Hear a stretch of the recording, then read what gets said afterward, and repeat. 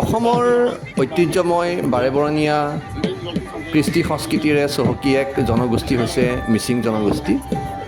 অতীতৰ পৰা মিচিং সমাজে অসমত সম্প্ৰীতি আৰু ভাতৃত্ববোধৰ এনাজৰীৰে নিজৰ সক্ৰিয় পৰিচয় বহন কৰি আহিছে। চহকী মিচিং জনগোষ্ঠীৰ সংস্কৃতিৰ এক অন্যতম উপাদান হৈছে ইয়াৰ বাৰেবৰণীয়া উৎসৱ তথা পৰম্পৰা।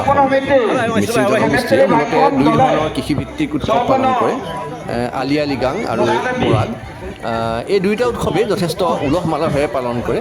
আলি আই লৃগাং শস্য ৰোপণৰ আগত আৰু পৰাগ বিশেষকৈ খেতিৰ সফল সমাপ্তিৰ পাছত পালন কৰা হয়।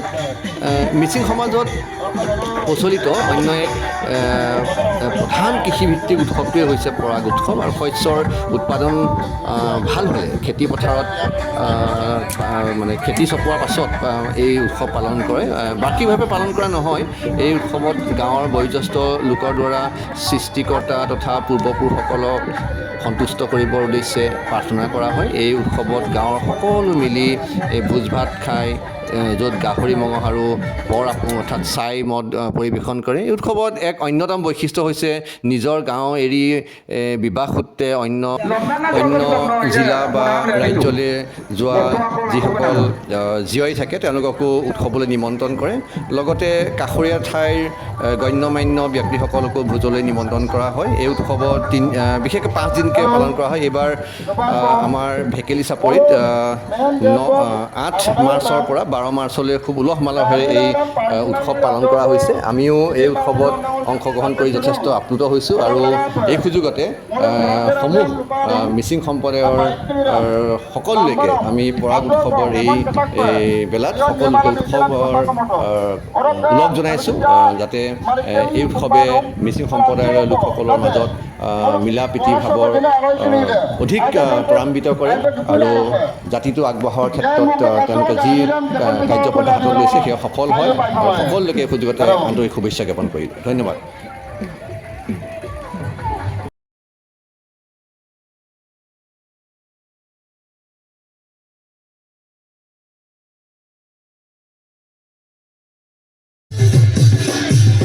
পৰাগ আমাৰ মিচিং জনগোষ্ঠীয় লোকসকলৰ এটি উল্লেখযোগ্য কৃষিভিত্তিক উৎসৱ।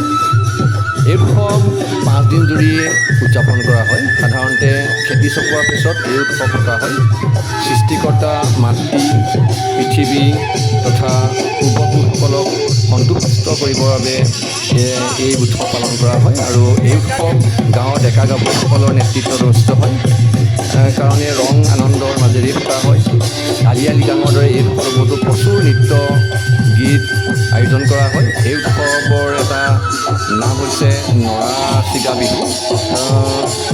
বিশেষকৈ প্ৰথম দিনত সকলো আয়োজন শেষ কৰাৰ পিছত ৰাতিলৈ মিবুৰ আদৰণিৰে মিবু ডাকনাম অনুষ্ঠান পতা হয়। আৰু বিশেষকৈ পৰাগ উৎসৱত গাঁৱৰ মোৰং ঘৰত অনুষ্ঠিত কৰা হয়। মোৰং ঘৰ গাঁৱৰ সোঁমাজতে নাইবা যিকোনো এমূৰত মুকলি ঠাইত পূবা পশ্চিমাকৈ বনোৱা হয়। ইয়াক বাঁহ কাঠ আৰু খেৰেৰে নিৰ্মাণ কৰা হয়। মোৰংঘৰত বেৰ নাথাকে, ই এক মুকলি চাংঘৰ। ইয়াৰ দুয়োমূৰে চাঙত উঠা নমা কৰিবলৈ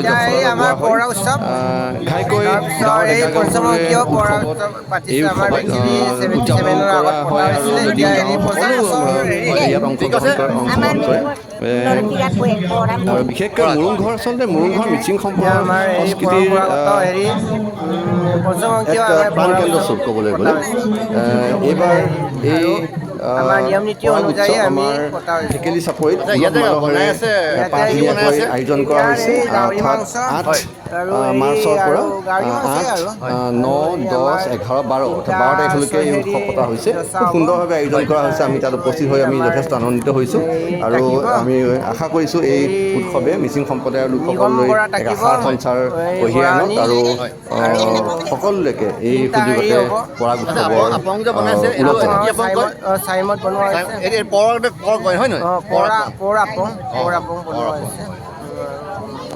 আইতা কওক কিবা কেনেকুৱা লাগিছে আজি? বহিয়ে পাৰিব। কওকচোন।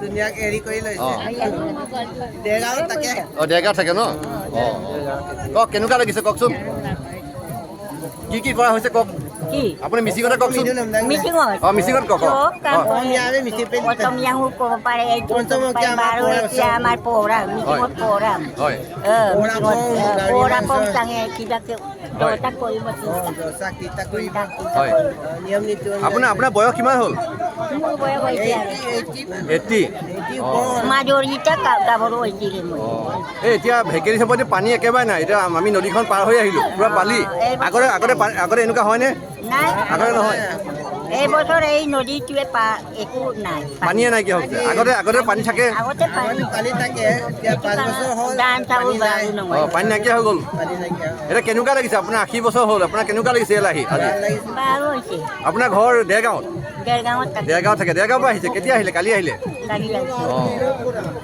ঠিক আছে ভাল লাগিছে আমিও আহিছোঁ পৰাগ উৎসৱ পাতিছে ভেকেলি চাপৰিত আমিও আহিছোঁ আৰু আমাৰ আদৰ্শ টাইপৰ উচ্চতৰ মাধ্যমিক বিদ্যালয়ৰ বহু সংখ্যক ছাত্ৰ ছাত্ৰী ইয়াৰ পৰা যায় আৰু খুব মৰম কৰে আমাৰ আচলতে আমি ভেকেলি চাপৰিলৈ আহিলে খুব মৰম পাওঁ আৰু আমাৰ এজন খুব সক্ৰিয় আৰু আমাক বিদ্যালয়ৰ বিভিন্ন সময়ত সহায় সহযোগিতা কৰা আমাৰ অভিভাৱকো আছে এয়াও মই চিনাকি কৰি দিছোঁ আপোনাৰ নামটো কৈ দিয়ক এবাৰ ভূপেন দলে মই এই SMC-টো মেনেজিং কমিটিটো আছোঁ আৰু মই হেৰি আগৰ পৰা হেৰি কৰি আছোঁ মই বিদ্যালয়খনক আগৰ পৰা তেওঁ সহায় সহযোগিতা আগবঢ়াই থাকে আৰু ভাল লাগিছে ইয়াতে মাংস আৰু আপং বনাই থকা হৈছে সকলোৱে আপ্যায়ন কৰা হৈছে আৰু সৰু নাতিৰ ৰোড ষ্টেজ আছে তাত বিভিন্ন ধৰণৰ সাংস্কৃতিক অনুষ্ঠান আছে আৰু ইয়াতে আলোচনীও কিছু খন্তেক পিছতে পৰাগ উৎসৱৰ লগত সংগতি ৰাখি যিখন আলোচনী উন্মোচন কৰিব তাতো আমাক নিমন্ত্ৰণ কৰিছে আমি আহি উপস্থিত হৈছোঁহি এক সুন্দৰ পৰিস্থিতি ইমান সুন্দৰ এটা ঠাই সকলোৱে এবাৰ আহি পেলাই চাব পাৰিব আচ্ছা এইটো কওকচোন কোন তাৰিখলৈকে হ'ব কৈ দিয়কচোন কোন তাৰিখৰ পৰা কোন তাৰিখলৈ হ'ব এইটো আমাৰ 23 তাৰিখৰ পৰা 28 তাৰিখলৈকে 27 আজি 9 তাৰিখ আজি দ্বিতীয় দিন 9 তাৰিখ আজি 9 তাৰিখ 9 10 8 9 10 8 9 10 11 12 12 তাৰিখলৈকে অৰ্থাৎ 8 9 10 11 12 5 দিন হ'ব আৰু খুব সুন্দৰ হৈছে ইয়াত ইমান ধুনীয়াকৈ আয়োজন কৰিছে আমি আদৰ্শ টাইপৰ উচ্চতৰ মাধ্যমিক বিদ্যালয়ৰ তৰফৰ পৰা আহিছোঁ আৰু ভাল লাগিছে সকলোৱে খুব সুন্দৰভাৱে আপ্যায়ন কৰিছে আমাক ভাল লাগিছে কওকচোন অকণমান কৈ দিয়ক উৎসৱটোৰ বিষয়ে অকণমান কৈ দিয়কচোন পৰাগ উৎসৱৰ বিষয়ে পৰাগ উৎসৱ আমাৰ মিচিঙৰ মানে আমি মেম্বাৰৰ এই উৎসৱ মিচিঙৰ হেৰি যদিও বুলি কয় এইটো উৎসৱ আমাৰ হেৰি আমৰ্ত অনুযায়ী 5 বছৰৰ মূৰতো কৰিব পাৰে 10 বছৰৰ মূৰতো হয় এতিয়া আমাৰ বহুত হেৰি বছৰেই হ'ল প্ৰায় ভেকেলি আমাৰ এই পৰাগটো হেৰি 5 নম্বৰত পৰিচয় দিছে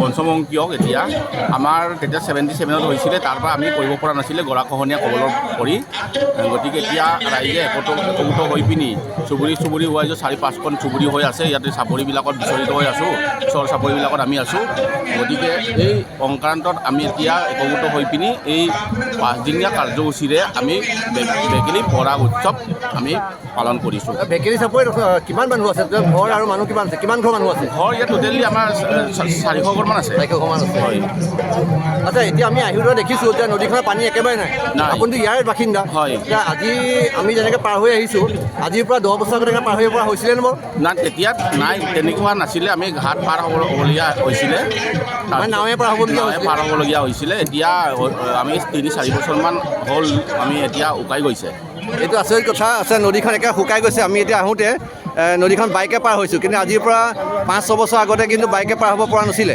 বাৰিষাত সম্পূৰ্ণ নদীখন ফেনে ফুটুকাৰে বাঢ়ি যায় কিন্তু খেৱালিত ভেকেলি চাপৰিলে বাইক লৈ পাৰ হ'ব পাৰি এই কথাটো অকণমান চিন্তনীয় বিষয় হৈছে নদীখন লাহে লাহে শুকাবলৈ যে আৰম্ভ কৰিছে তাৰো এটা প্ৰমাণ ভেকেলি চাপৰিলৈ আহিলে ইয়াত গম পোৱা যায় ধন্যবাদ আপোনাক লগ পাই ভাল লাগিল